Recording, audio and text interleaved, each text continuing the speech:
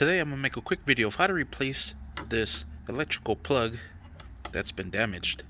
Alright, I'm already in the process. I was actually already done, but I figured I'd make a video real quick. All I simply did was get some electrical pliers, cut this off, peel the wire back, cut the insulation that I had inside, strip these wires back a little bit, twist them. And the reason I did that is because this outlet plug here broke, or the plug-in, it broke. So we have a replacement here that we got from Home Depot. The white one will go into this one here, and the black one will go into this one here. I was able to determine this with my trusty voltmeter.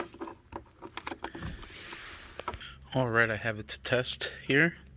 So if it makes contact, it will beep, and on this white one, it makes contact. On the black one, it does not.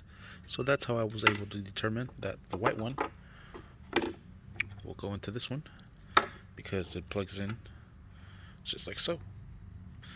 So let's go ahead and insert those right into these little slots, and we'll secure them down with these Phillips screws. So it'll go like this and insert like that and secure them down. Alright, there it is, nice and secured. Sucker's just not going anywhere. Now we're going to go ahead and close this down and secure these two Phillips screws as well.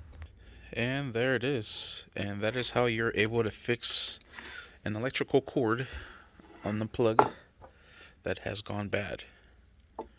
And now it should work. Just plug this sucker in right away. Turn it off from here. Sweet. It's working. Thank you for watching. Please like and subscribe.